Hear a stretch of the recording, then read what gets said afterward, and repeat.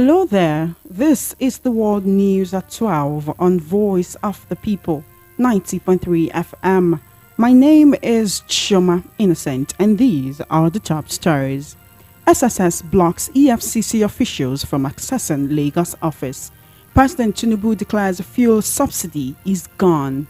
Federal government assures no need for panic as queues return. And what President Tinubu did not say that he needed to have said at his inaugural speech. On the foreign scene, Malaysia detained Chinese ship suspected of looting British World War II wrecks. Details now.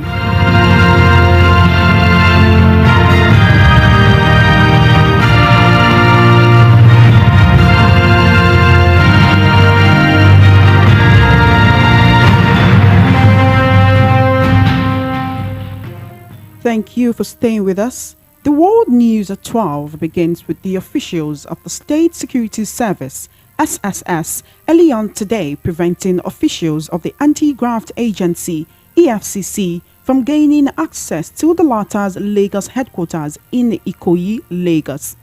As of the time of this report, all the EFCC officials at the office in Awolowo Road, Ikoyi, were prevented from accessing the building by SSS officials. According to an EFCC official, an armored tank was placed at the entrance of the EFCC office to scare them away. 2 armored vehicles were actually placed by the SSS to essentially scare and deter the officials from the building. The armored vehicles are believed to have been brought in very early this morning. Sources in both agencies said there has been an ongoing controversy between both agencies over the ownership of the building on 15A Awolowo Road, Ikoyi, Lagos. However, the building was shared by both agencies up until yesterday when EFCC officials who were present closed from work. None of them, including those who observed Monday's public holiday, expected to witness what they met on Tuesday. The EFCC is yet to speak about the incident. Its spokesperson, Wilson Owujaren, did not return calls or reply a message by a reporter for the Premium Times newspaper. However, SSS spokesperson Peter Afunaya disclosed that his agency was the rightful owner of the building. He claimed that the agency did not bar EFCC officials from entry on Tuesday, but said the building belonged to the SSS. Meanwhile, President Bola Ahmed Tinubu yesterday declared that fuel subsidy is gone. He disclosed this at Eagle Square in Abuja in his speech after he was inaugurated as President and the Commander-in-Chief of the Armed Forces of the Federal Republic. He commended the decision of the administration of former President Muhammadu Buhari to phase out the petrol subsidy regime, which he said had increasingly favored the rich over the poor. Tinubu, who also said Nigeria's monetary policy needed thorough house cleaning, and charged the Central Bank of Nigeria, CBN, to work towards a unified exchange rate. He said that would direct funds away from arbitrage into meaningful investment in the plants, equipment, and jobs that power the real economy. The president said his administration would treat both new and old naira notes as legal tender, noting that despite its intended merits, the controversial currency swap policy of the CBN was too harshly applied, given the number of unbanked Nigerians. Tinubu also stated that the current interest rates were too high for businesses to thrive and need to be reduced to increase investment and consumer purchasing power in ways that sustain the economy at a higher level.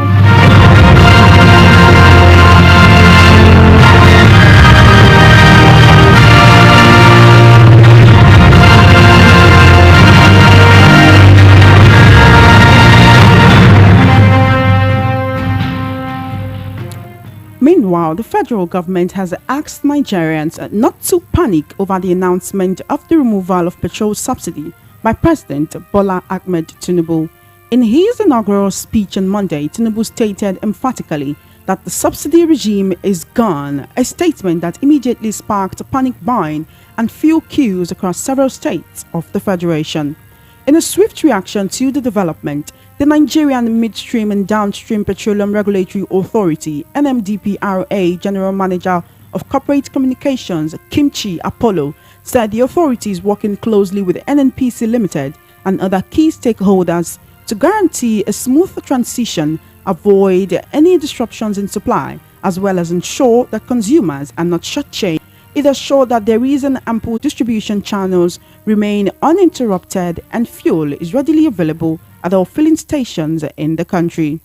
The authority further noted that what seems to cause the problem here is because the attendants, they are selling for keg, and people are bringing like 200 liter, 50 liter, like 4 or 5 to buy fuel. That's just the problem. Well, I think the fault is not from people, the fault is from the filling station. They feel like they want to sell at the news price that the government want to announce. So they feel they want to sell at that new price, and I think that's the reason why they don't want to sell to the masses. You know good at all, because I don't come here now for like some hours now, I don't be here. And we there for queue, someone could queue, but they don't know that turn to us at all. Other people go bring care, come from back, then go answer them. Like say you come now, you know them, then go answer you. And if you get authority like a soldier, they go answer you. But you will be normal civilians, they don't even attend to us at all. We don't there for like long, they don't even near us at all, they don't answer us at all. Problem. The president shouldn't have announced that thing yesterday. He should have gone back to sit on board with all the stakeholders, like the Pengasan, Nupeng, NSC, and even air transport workers. They should have sat down and discussed how much or what to do. So it's a big problem. I know that he has the power to do anything, but he should have called all the stakeholders together and sit them down to discuss the way forward. 195 per liter. So I've been here since 9. It's almost 9 to after 11 now. That should 2.5 hours or 3 hours. I just bought it now. Now I cannot, for me to go back to work now, I'll go and collect ticket. My own ticket is 2,100. And there are different Agbero that are collecting 100 naira again. So it has, compounded my work. But if they don't agree, I'll pass the Keketi other night until when they close from 6 or 7 or 8. That is when I come out just to look for something to eat. But for the work of today, it's a loss. It's a loss to me. Also, in a brief interview with Esther Nwachukwu Muda Yusuf, the director for the Center for the Promotion of Private Enterprise, had this to say concerning this development. Let's take a listen to him. Do you know that the federal government, during former President Muhammadu Buhari's administration, actually talked, vehemently about totally or completely removing fuel subsidy? That was during the cash crunch situation. But then they decided to put a stall on it that by June, which will be the administration of President Bola Ahmed Tinubu, they will be the one to implement that policy. Yesterday at the inauguration speech, the president announced that fuel subsidy is gone. Although before that announcement, there were stopgaps or measures to curtail the harsh effect of the total removal of fuel subsidy. Now we are having dispensing outlets hoarding the product. Why is this so? Well, normally people want to take advantage. Businesses want to take advantage of situations like this. Because, they already have the stock at a particular price. And they are looking out to an opportunity, to sell at a higher price. That's a price that is much higher than what they are selling now, which is the post-subsidy price, that they can take advantage of that gain. That is what many of them are trying to do. It's about profiteering. But the government has been very clear from day one that this subsidy will remain in place until the end of June. I think the president also made a mistake. Well, I won't say a mistake. Maybe he shouldn't have announced it the way he announced it, that subsidy is gone. In fact, it was not even part of his inaugural speech when he made that statement. Would we witness more uncoordinated, let me not use the word uncoordinated, more on-the-moment speeches like this from the president, which may be chaotic for the economy? Exactly. It was the way he put it. You know, if he has talked to, if he has said, well, there is no budget, this thing has been there till end of June, then this to say subsidy is gone. It came across to a lot of people as if immediately the subsidy has been removed. That was the way people read it. And that is why we had the kind of reaction that we had. But I'm sure the NNPC and all of them are now trying to, remedy the situation to assure citizens that we have enough supply, and to also assure citizens that subsidy is not going to be removed immediately. But sir, at what cost? Budgetary cover for subsidy up till end of June. Few queues have and between now and end of June, there has to be some conversation, there has to be an engagement, there has to be a strategy on how to remove it so that the shock on the citizens will not be too much and will not have this kind of crisis. Now, sir, the federal government during the administration of former President Muhammadu Buhari said they got a World Bank loan of $800 million. That money was the money that was going to help to cushion the effect of the subsidy removal, to help Nigerians go along with the shock. If this particular announcement was made, what about how that money would be used or utilized? According to Zainab Ahmed, she said that it will be given to those who live in rural areas, the unbanked, the very poor of the poorest. So how do we know this money will be utilized? Will the money start being utilized now that already we're beginning to see the hoarding of the product and panic buying? No, certainly not. This administration had to come up with its own strategy of palliatives, with its own strategy of cushioning the effects or the impact of the subsidy removal. What we referred to was the idea of the previous administration. The current administration obviously has a different approach to this issue of palliatives. And the good thing is that the last administration has not brought down on the money. So it's for this administration to now come up with its own strategy and framework for the management of the palliatives. When they now put it on the table, we now begin to see how appropriate it is. But certainly, we cannot remove subsidy in a vacuum. There have to be complementary measures, including palliatives, including policies, including tariffs, including making it easy for people to move away from the use of petrol or diesel to the use of gas. Important constituencies and the concerns that wisdom dare not ignore. These were the words of President Tinubu at the inauguration yesterday. What are the key things the president did not make mention of? Let's take a listen to this brief interview with Elvis Elimihele, a political commentator and analyst. Yesterday, during President Bola Ahmed Tinubu's inaugural speech, there were some issues that had occurred in the previous administration, which is still ongoing, even as at last night, which was expected for President Bola Ahmed Tinubu to have mentioned. In fact, he stated that it was important for Nigeria to have an all-inclusive government. He also talked about the battles that the country has currently gone through and that he understands the plight of the people. But then, of course, there were no specifics in when some of these things were mentioned. Basically, after talking about the emergence of his win as the new president after the disputed concluded elections on February 25. There have been killings in Jos Plateau State, also in Benue and Southern Kaduna, and they become so drastic. There's a body language, like a particular ethnic group intends to make a point that they own Nigeria. The president literally said Nigeria belongs to everyone. But from the fact that these individuals who have not been caught and have been consistently doing this, what does that body language say? Is it a contradiction to what he said compared to what he did not say? Well, I think what happened yesterday was the inaugural speech was quite lengthy, and actually dealt with so many other areas of economy, but he did not even mention anything. Yes, that's the thing. There were no specifics. Hello? I can hear you. There were no specifics.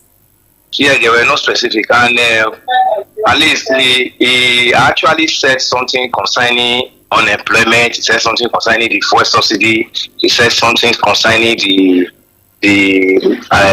what his administration was going to do. I know, but what I'm talking about is what the president did not say. That's the question I'm asking. He said these things, but the things that he did not say that was important for him to have stated, that would have set the cause for his administration. He didn't mention about the insecurity and what Nigerians have termed ethnic cleansing that have been going on for 8 years of Buhari administration to this moment where he never made mention of it. I was also expecting that he would have talked about the massacre going on across the middle belt of this country, especially the Southern Kaduna, then the Benue and the Plateau. He did make mention of all that.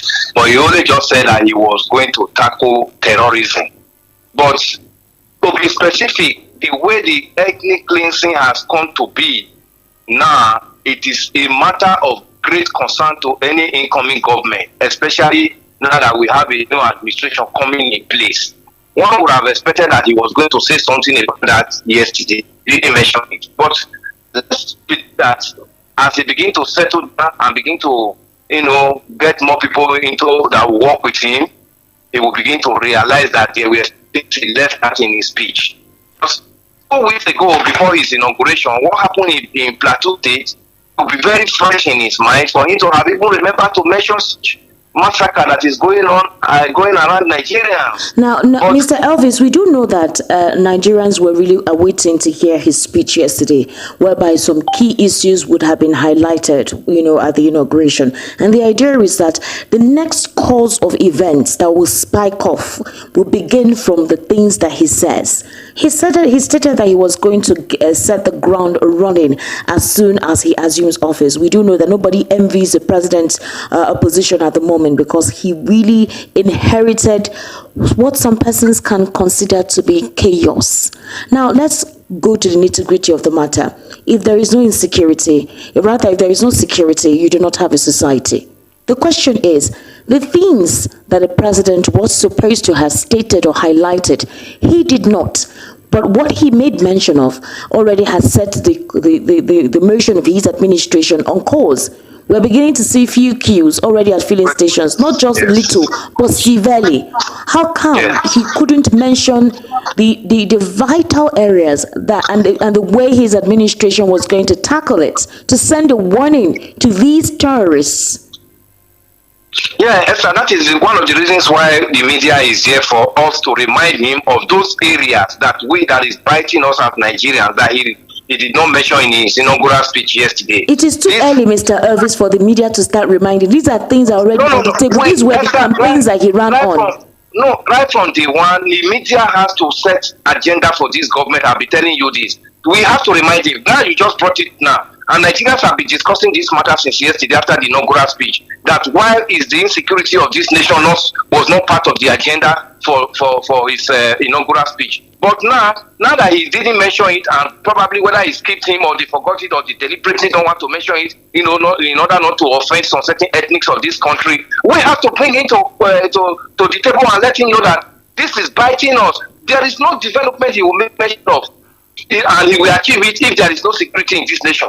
If there is no security, no development can thrive. Look at the fuel subsidy is gone that he just made mention of yesterday. Today now, all the filling stations are sealed up. No fuel in Nigeria. Nigerians are paying �3 for transport fare to their respective offices. Petrol, Mr. Elvis, but these individuals are hoarding it. Again, that is even another conversation entirely. How we are actually hurting ourselves. That's a different conversation entirely. Although he had been announcing during his campaign that fuel subsidy will be totally removed, all for us to see what is being experienced now. But let's stay on course, concerning what exactly is plaguing people. As of last night, I got info that there are still killings going on on by Fulani herders in some communities in Plateau State. And that is not enough. In Benue State too, it's continuing. In southern Kaduna at the moment, there is no means of communication. The mast that was set up there could have been completed, but those who installed it are afraid to come back because of security concerns. So this allows these herders and these terrorists to come and continue killing because there's no way communication can be drafted to the right authorities. Again, do you think him not saying anything is already saying a lot concerning the area of security? Even if he has a lot he's saying to him, we, the Nigerians that are bearing the brunt, will not allow what the tension he has for it to stay with him. We should bring him back and remind him that in his campaign, he made mention of insecurity. And in his inaugural speech, he did not make mention of it. And as a result, Nigeria cannot continue in the trajectory that we went through the 8 years of Buhari administration. We want him to be specific on how to nip this insecurity that has taken Nigerians from their home to IDP camp, to nip it in the bud.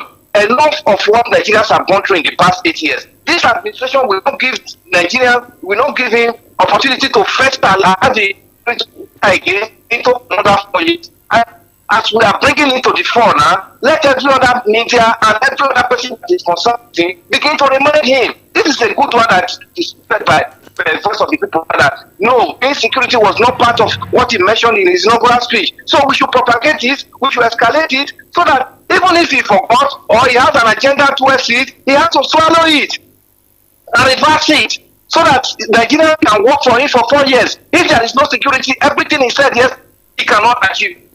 You just of the Saka Kaduna another where the mass is not working. You know what that means to economic development. People cannot communicate. When people cannot communicate, people are actually taking off from the world.